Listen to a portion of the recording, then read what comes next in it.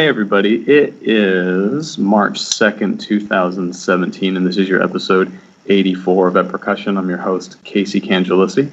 With me from left to right is Laurel Black. Hi. And Megan Arns. Hello. And Ben Charles. How's it going, buddy? I'm doing well. How are you?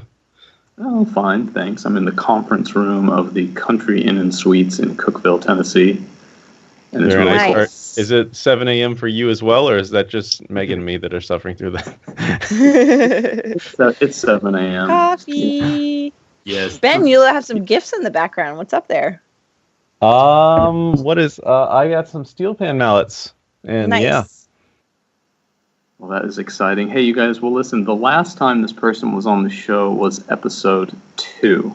So it was 82 episodes ago that we had Mike Eagle on, and at that time he was in Brittany, France, and now he's in Switzerland. So, hey, welcome back, Mike. How's it going? It's going awesome. Thanks very much again for having me on. This is always a special time to hang out with you guys and talk about cool music all over the world. Yeah, totally. I guess we'll see you in approximately 80 or so more episodes where you'll be somewhere else. Yeah, we'll have a routine here. Sounds good. So, hey, tell us who you're with. You have some special guests that you're sharing with us today, and you certainly know them better than I do. So why don't you go ahead and tell us who you're with? Cool. So, the last time we were together, we were talking about Scottish or pipe band snare drumming, and that's used in several different genres of music and, competitive idioms that we're not really exposed to in the U.S. very much. Now the subject is Swiss drumming, and there's actually a form of drumming that's uniquely from Basel, Switzerland, and there's also a broader spectrum of Swiss drumming, and that's what the subject is today. We're going to talk about a very ancient style of drumming called Basel or Swiss drumming, and we are here with Mr. Philipp Rutsche, who is one of the leaders of the Swiss Army Drum Corps. So I'll let him introduce himself and tell a little bit more about what he does here. Hello, everybody. My name is Staff Warrant Officer Philipp Rutsche. I'm working for the Swiss Army.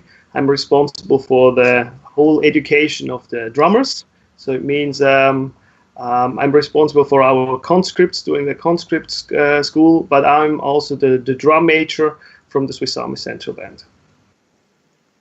And Philippe here was able to, honestly, surprise a lot of us in the United States. He came over to PASIC this past year, and I'm on the PAS marching committee. Oh, yeah. I met you there. Yeah, Megan was one of the fifers. Okay. Yeah, absolutely. Okay. Yeah.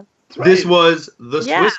I remember you too now. We need another costume, That's right. That's right. It really was. Yes. So Awesome. I'm on the PAS marching committee, and of course our head is Mr. Mark Riley, who's the lead drummer for the Old Guard, who's also, a globe trotter, goes all over the world. Mark has actually studied Basel and Swiss drumming a long time, not exactly sure how long. For me, I'm very new to this. This is maybe my second year, really less than 2 years of really digging in and trying to learn and study this style. And when Mark told me that not only a Swiss drummer, but a professional Swiss drummer that works for the Swiss Army and leads the Swiss Army was coming to perform for us, I was going to make sure to hang out with him as much as possible. So he, of course, blew us all away with his performance, and we had the pleasure of hanging out with him for about 2 solid days during PASIC. And, I said to him, I'm planning on doing a little tour in Europe, and if the schedule works out, would love to hang out and come study some drumming with you guys.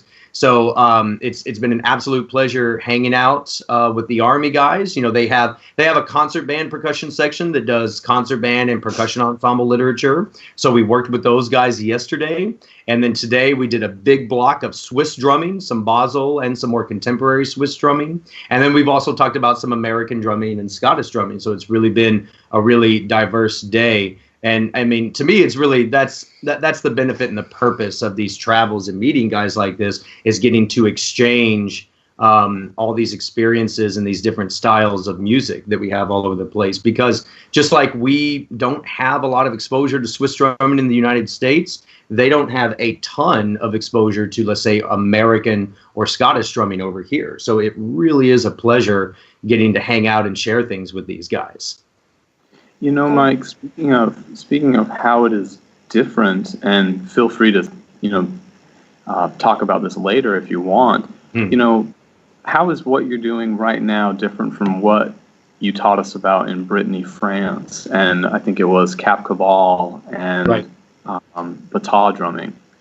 Yeah. Okay. So, and this is definitely something, I want to hear from these guys, to hear from their perspective, because obviously my perspective is from the outside. I am an American guy, that has seen this music and wanted to go learn it and try to develop, what they do in their culture and their musical perspective. But simply speaking, just as far as technique and approach, they play on large rope drums, very similar to the Cooperman style rope drums that we see in the States. They're either made of aluminum or of wood, and really the sound characteristic that is very different just in the instrument is in the snares. We use gut snares, very similar to the contemporary DCI style snare drums, but they're bigger and thicker. That gives us that old guard, that West Point Hellcat military drum sound. However, the Swiss drums have a combination of metal snares and gut snares because they play with such power and such dynamicism. A single type of snare system cannot withstand on a giant rope drum both the fortissimos and the pianissimos.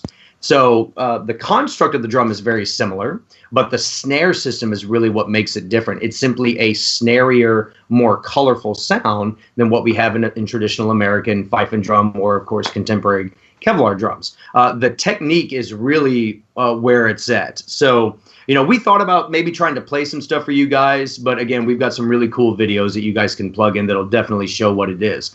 American players will instantly notice the right hands. We hold the stick like such with the pad of the thumb on the side. And in Scottish drumming, it's not a far departure from that, and orchestral drumming the same. But in Swiss drumming, they actually put their thumb on the bottom of the stick.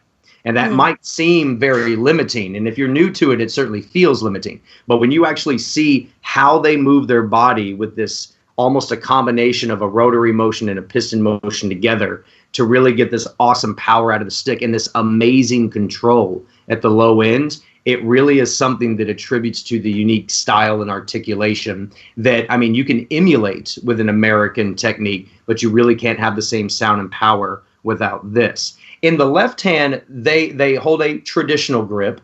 I've made the decision to keep my American left hand. So the left hand I use for Swiss drumming is the exact same I use when I play for Gallant Entertainment Inc. or when I play fife and drum stuff. A radical departure from Scottish drumming and in the Bagads, which is all thumb. But they use a slightly different left hand that involves a little bit more thumb. The stick rests a little bit more on the fingers. So it's a little bit looser, but still has this amazing power and articulation. But, friends of mine like Mark Riley, and there's guys that we all know like Lee Caron, Brandon Mason and Peter Mason, Dave Loyal, a lot of Americans that have come over and played on Basel drumming. I ask them this all the time. What do you guys do with your left hand? Because I think we all struggle with this. We want to do what these guys do, but the left hand's a little difficult for us. So I see most of us American guys, perhaps ignorantly, keeping our left hand the same, and you'll see that their left hands are a little bit different. But really, it's in the right hand that's different. They keep their thumb under the stick, and they have more of a rotary motion and a piston stroke that really gives it this amazing power. Do they argue with one another, just endlessly about whether to put the thumb here or there, and it's just like fight to the death?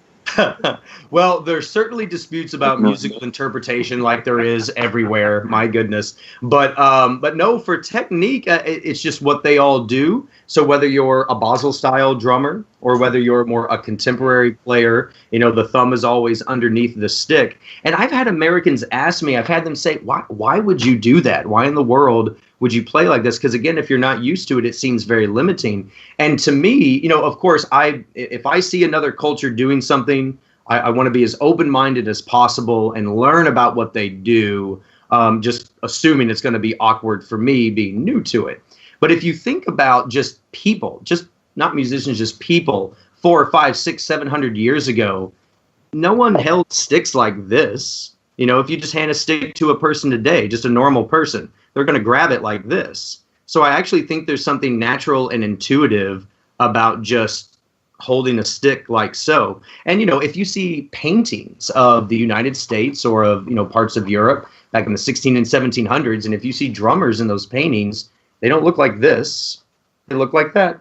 And their thumb is typically underneath the stick. So I think that there is something logical about holding the stick this way. And I think that the British idioms, including England and Scotland, and of course us in the States, I think that we've just evolved and taken it in a different direction.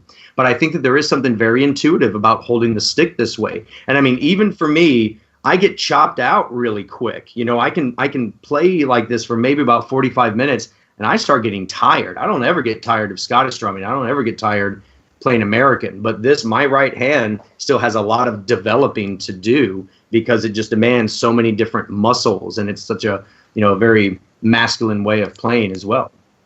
Yeah. I wonder though if I don't know. I don't know if I agree that everyone would grab with a thumb underneath. I'm going to test it out all day today with all the non-drummers I can find. Just normal people, not people like us. Just hand them a drumstick and see what they do. Exactly, but I think I want to hand them not a drumstick because by handing them a drumstick in America, if they've seen drummers, they might do this. They might do that. Yeah, for sure. Yeah. I mean, it would be an interesting thing to see for sure how the layman reacts to a drumstick. Yes. Yeah.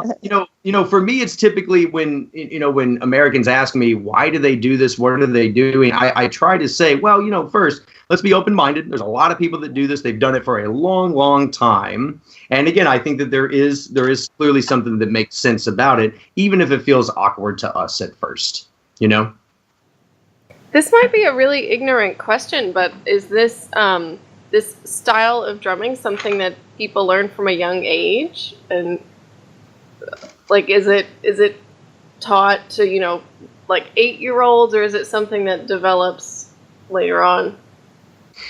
Well, we found out in the discussion, Mike and me, that we in Switzerland, we are starting earlier with drumming. So I heard in the States you start about 11 years old or 12 years. But in Switzerland, it's very common. You start with 5 years or even younger. But it's just depending on which all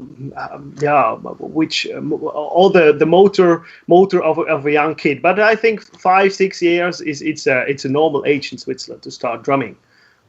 Wow. What about you? When did you start drumming? I was a bit later. I started with 8 years. Okay. So a little bit later. But there was a big discussion in the Swiss Drumming Association about what's the ideal age to start drumming. And there are different meanings about it. But I think we arrive at around 5 to 6 years. 5 to 6 years.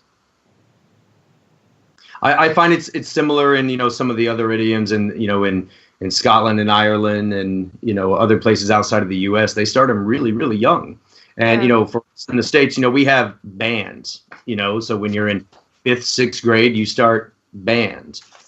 Since most other countries don't have what we in the States know commonly as band in school systems, they have independent entities that hold these traditions and this music. And since they don't have the amount of rehearsal time or often the facilities that we do, they start them really, really young. And there's obviously a lot of benefit to that. So I had a question because last time when we talked to the French guys, I had brought up De La Cluse and they were like, De La who? Right. And you informed us about how in that tradition, the sort of rudimental stuff is just completely separate from the concert style music, and the two really don't mix at all. And so you're talking about this Swiss style of drumming with the stick held differently than us and all, but you also said that he plays in the concert band. Is that correct? So is that tradition more blended in Switzerland, or is that just a coincidence that he lives in both worlds?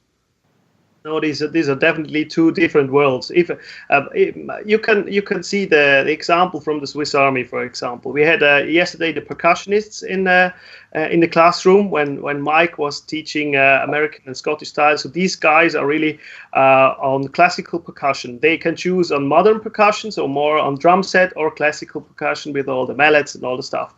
But in Switzerland, we have the privilege that in the army we have a totally separated education for the drummers. So the drummers, they don't have to play musical like mallets, for example, instruments like mallets. So it's totally separated. And especially there are some guys, they started with traditional drumming, and then later on they started with playing piano, playing mallet, playing timpanis and so stuff. Maybe it's the beginning, so just to learn the rudiments, to learn the snare drum. But in effect, it's really total different worlds. I mean, Philipp here is, I think he is kind of a unique character, being able to exist in both worlds. I mean, he is often the conductor, of their concert band, what we would call concert band, and of course, he's a masterful Swiss drummer as well. That I haven't crossed anyone else over here that exists in both of those worlds yet. Gotcha. And then Wi-Fi is better in Switzerland. Sorry. Oh, sorry. I was making a dumb joke again. Ben, you have a follow-up. Oh, yeah, and then I was wondering, so when you play the concert style of music, are you still using that same grip that we had talked about, or do you change technique based on the style of music? So when you're changing to the percussion, to the orchestral percussion, you mean when you change yes, then usually you change the grip.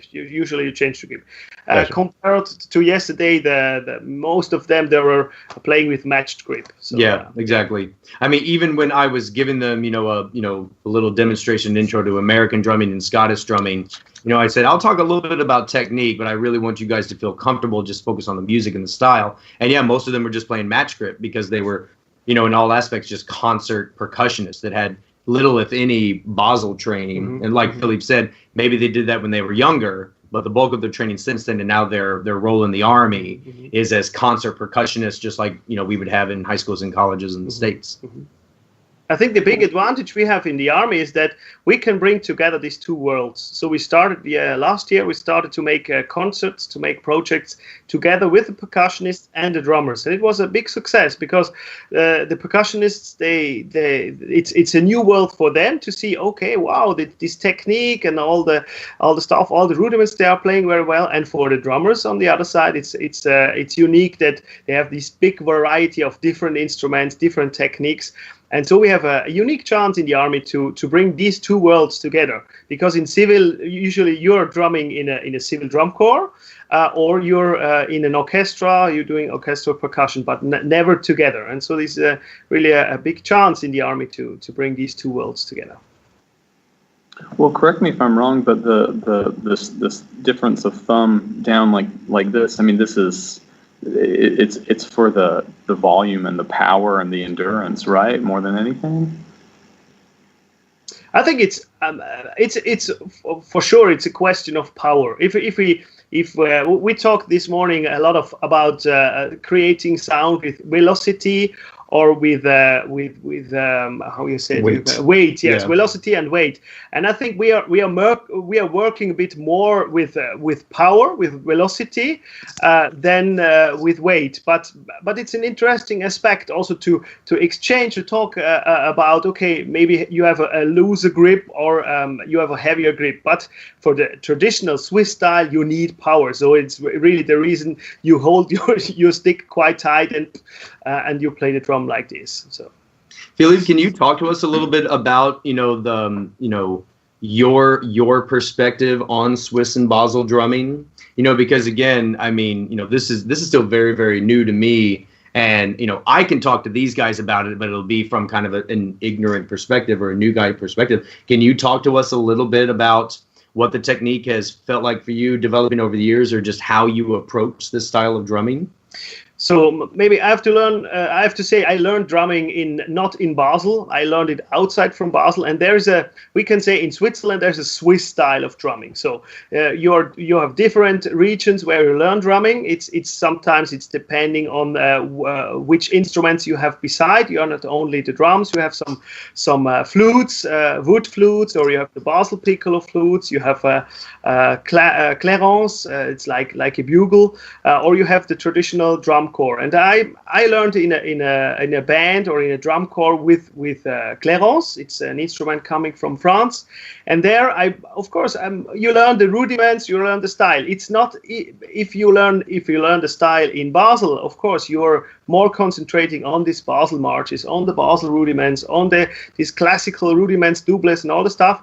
If you learn drumming on another part from Switzerland, maybe you're more focused on this composition part we saw this morning. Exactly. Yeah. And at the end, I think for me, the highest level of in Switzerland for a drummer is to get to the conscript, so to get to the army. So that's a major goal for every young drummer. He wants to go to the army, and so at the end, the audition is you have to play a part Basel style, but you have also to play a part composition style. At the end, they are getting both on the same way, but the Basel style, of course, they're coming more from this march style, for more of this rudiment. The others coming from the other side, and in the end, during the conscript time, it's just a challenge for me to equal these two levels. So, for example, for the Basel guys, I don't have to explain about stylistics, about interpretation, about the rudiments in Basel style, but I can open their horizon on the other style and inverted for the others. So we have the unique chance to bring this also here, to bring the two worlds together and try to play together as soon as possible the music we want to play with them.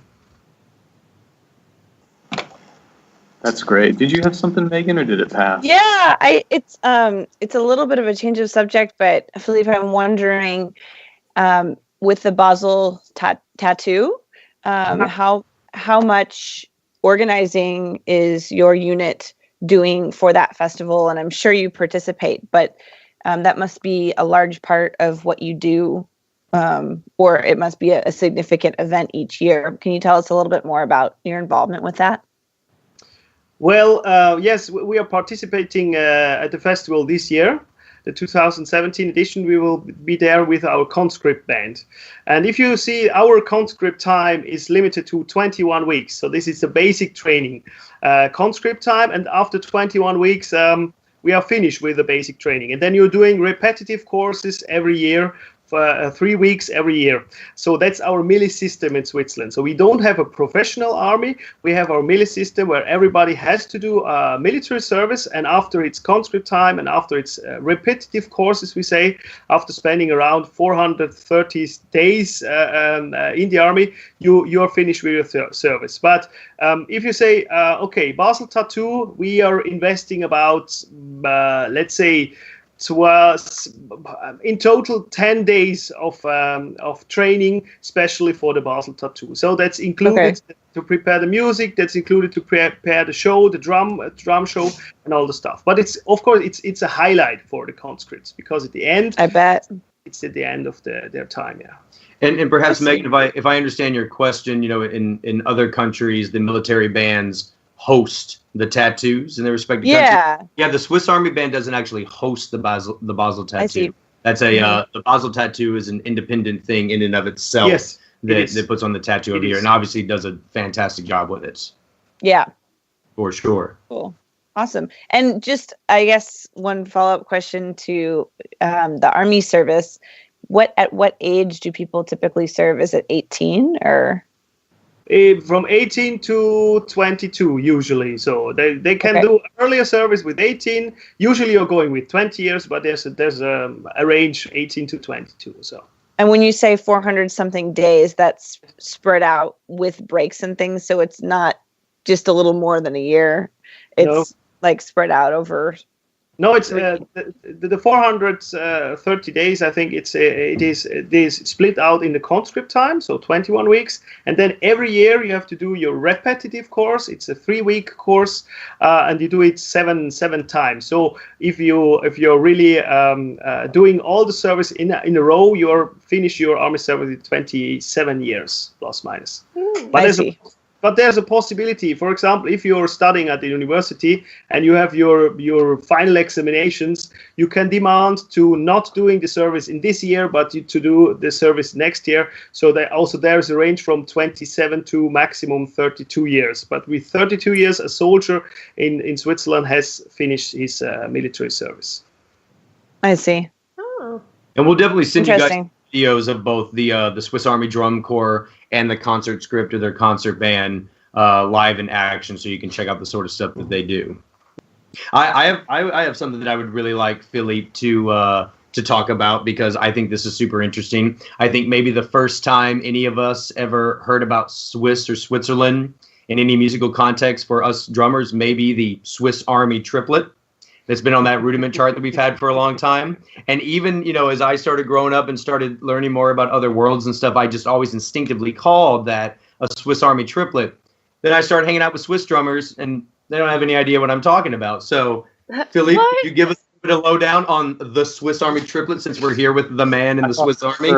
Their fans would demand it. Like that's yes, that's right. That's right. They've been lying to us all along.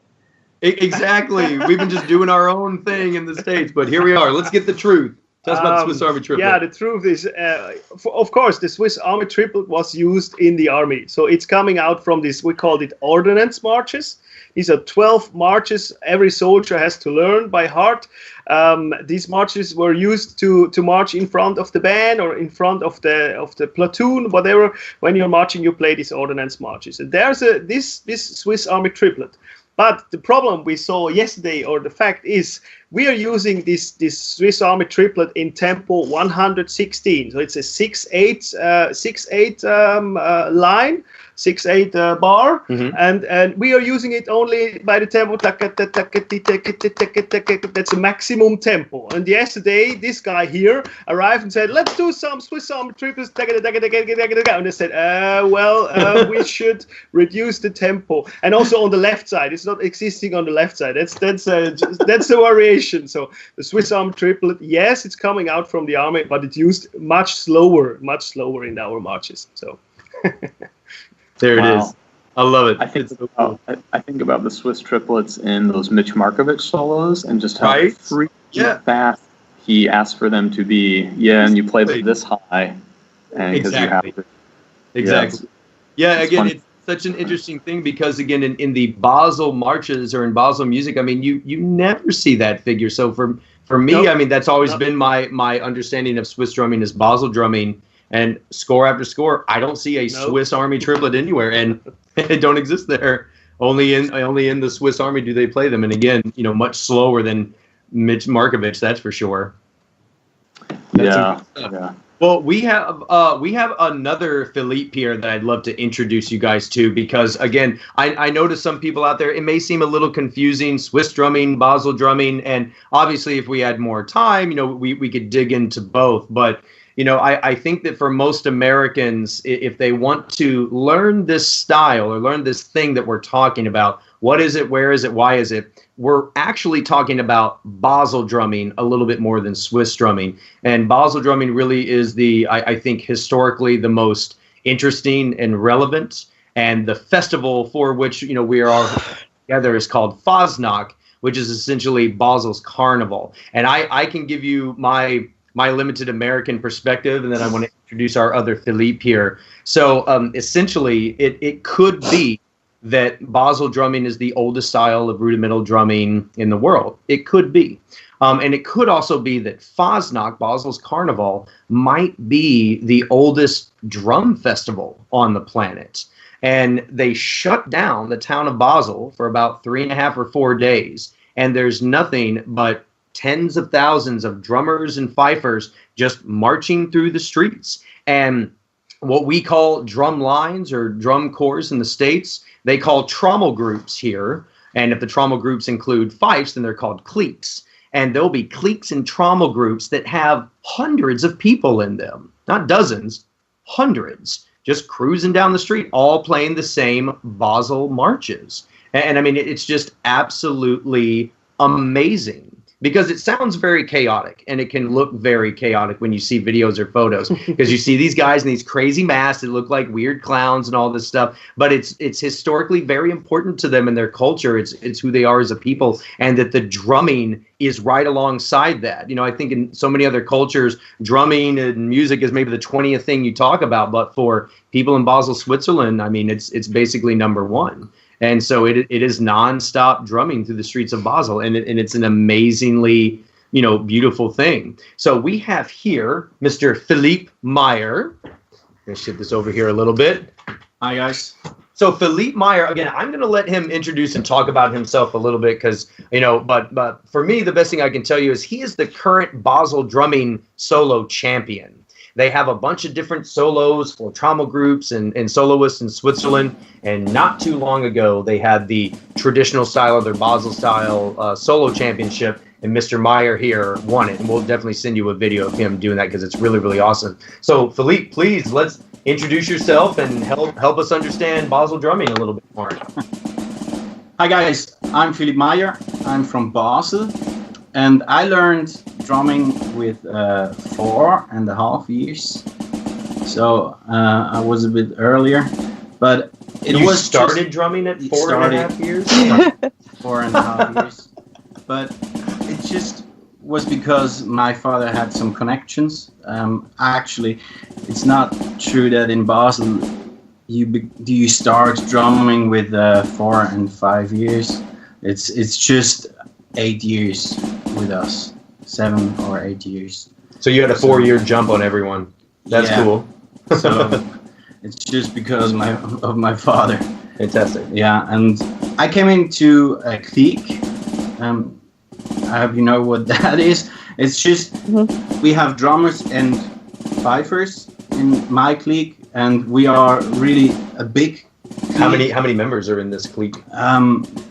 Just the adults. We are 120 or 130 on the carnival. So if there are 129 of you out there that want to start a band with me, just give me a call. Yes, and I'm also teaching in my clique. We have some the small ones, the beginners, and there are about 20 or 30 little kids. Then we have the older with 20 or that's amazing. 30. So the whole clique is bigger. That's amazing. Can you? Is this the same one you've been in since you were 4.5? Yes, and that's that's what he told about. Yeah. That's awesome. We get in it from the beginning.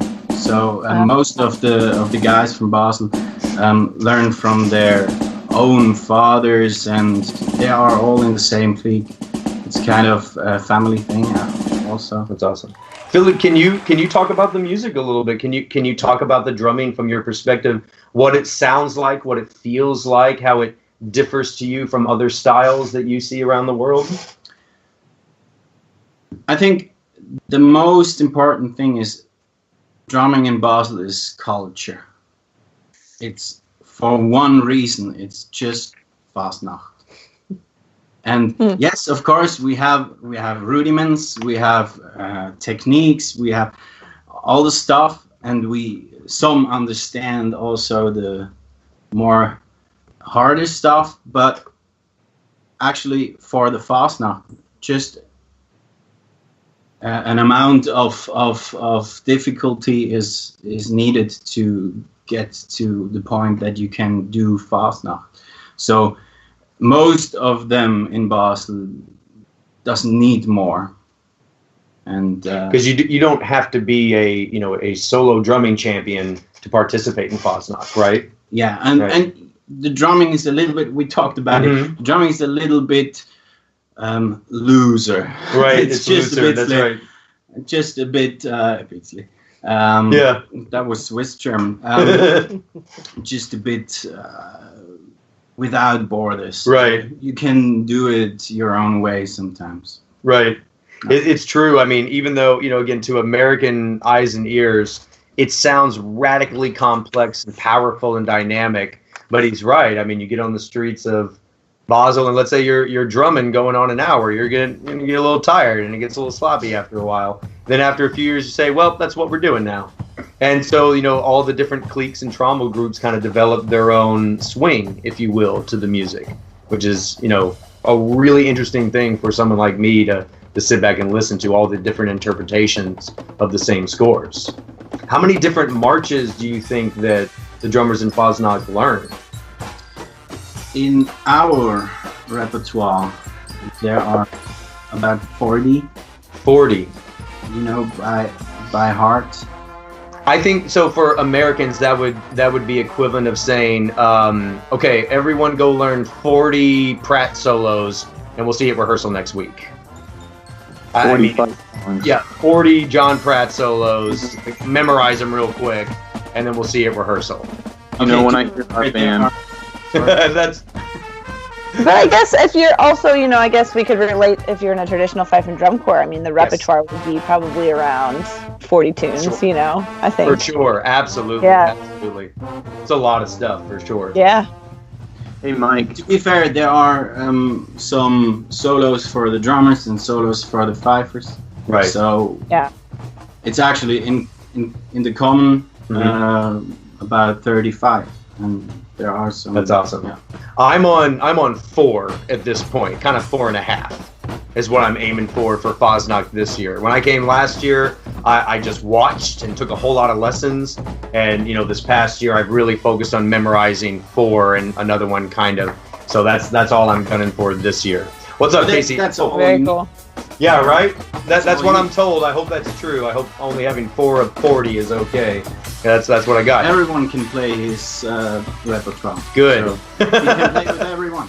Awesome. What's up, Casey? I was going to ask. I was going to ask if everyone still remembers their undergrad fight song.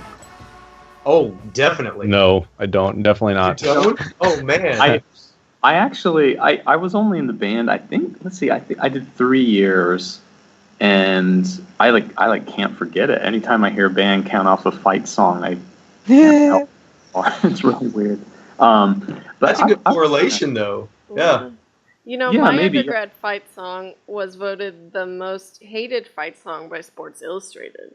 Oh. Yours is good. I remember you. I do remember yours. Oh yeah. Yeah. But I think Yeah, there's you're- nothing more annoying than Rocky Top. Like after you No. lose a game, hearing Rocky Top like 85 times. Oh. Yeah. That sounds it's, amazing. it's good. It's good. Let's see. Well, I know. I was going to ask, what's the literal meaning of clique? Like, in my head, I can't help but thinking of it alongside the word clique, because, you have Yeah. a clique of friends, like a clique of a little group. What do you think is the best literal translation? Is it just a group?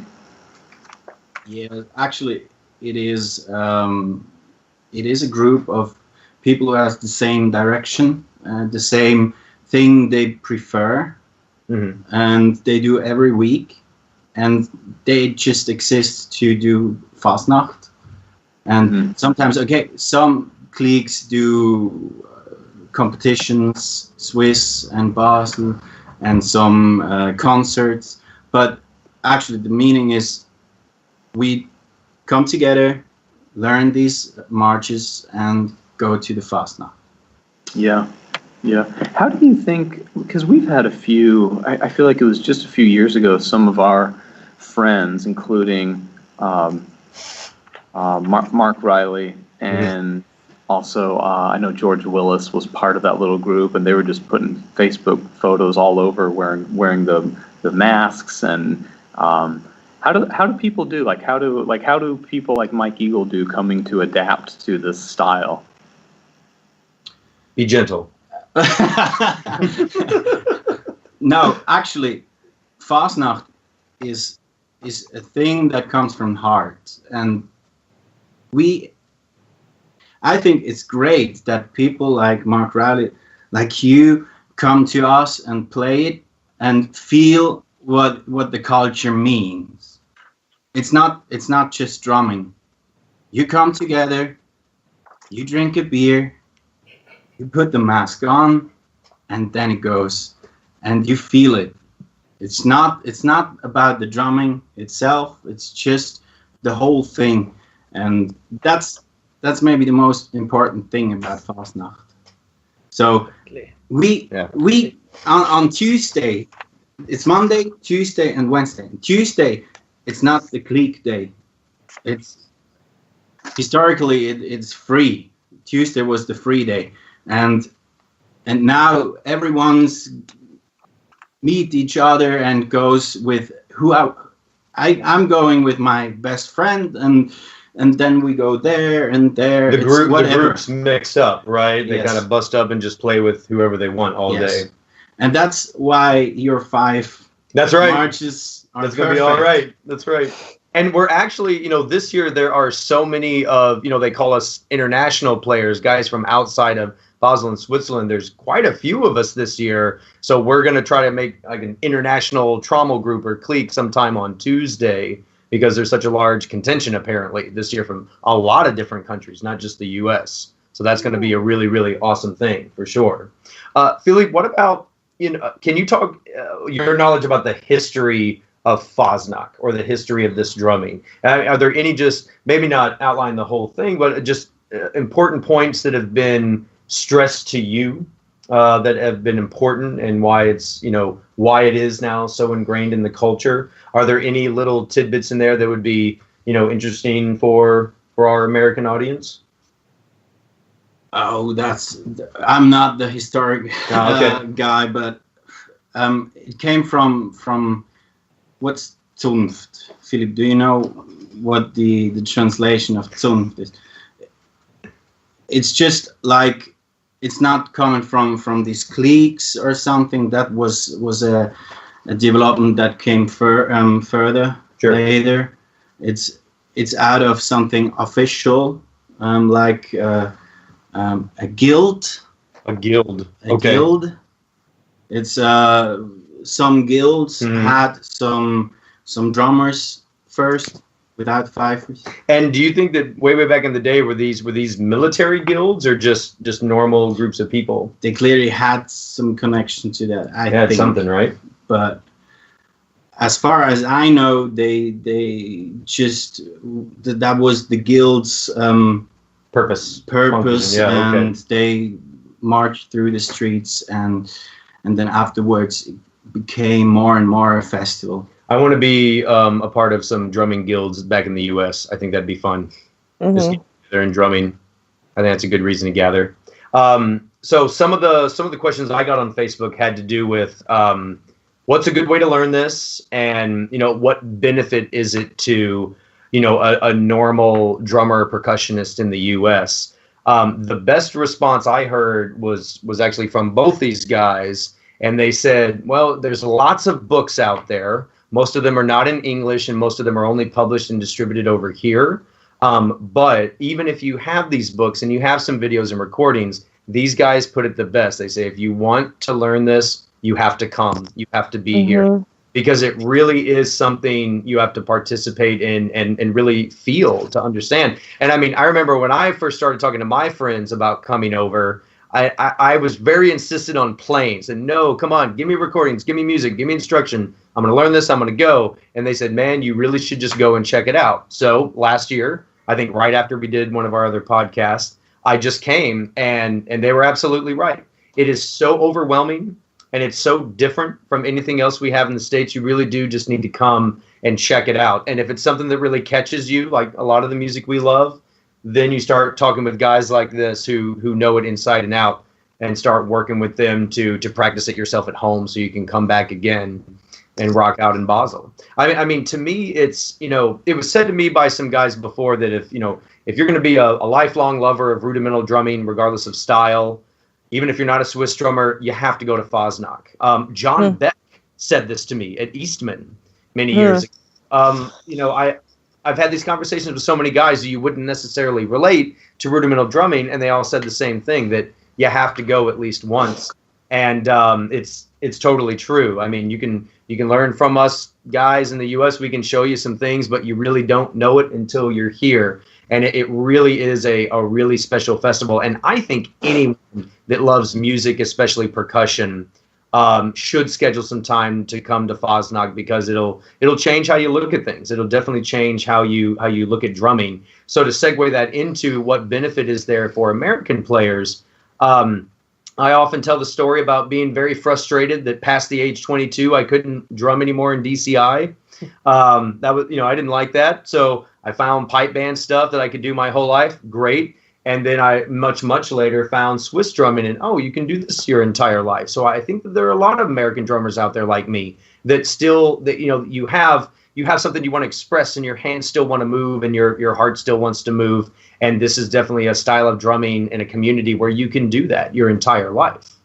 It is on the other side of the planet that can provide its limitations for sure, but it's worth it. It's worth everything it takes to make that happen. Wow, Mike, that's exactly what I was going to ask you next. Honestly, I was going to say, we have all these excited young people who just love marching, and then they age out, and they're not sure what to keep doing with it. And you're a great example of someone who's figured that out. So that's great you said that. And you also answered Matt Henry's question on Facebook. Yep. So thanks for doing that. Sadly, we have to end just a little short. Megan and Ben and Laura all have to get to teaching this morning, and I get to go meet up with Colin Hill. But yeah, you guys, thanks so much. Okay, cool. Let's have a big group smile here at the end. And man, this was really great. Philipp Meyer and Philipp Rutsche, you guys are just fantastic. Thanks so much for sharing, and thanks for putting this together, Mike. Oh, absolutely. Thank you, guys. Thanks for doing this. It's fantastic. Sure. And Carl, Megan, Ben, man, thanks so much for your willingness to wake up early and throw this together. Yes. This was really worth it. Of course, this is really cool. Thanks for organizing, Mike. Absolutely. Awesome. My pleasure. Thank you very much, guys. It's been a blast. Yeah, hey, you're very welcome. Hey, see you later, guys. Everybody have a nice work day. Take it easy. All right, guys. Have a good time.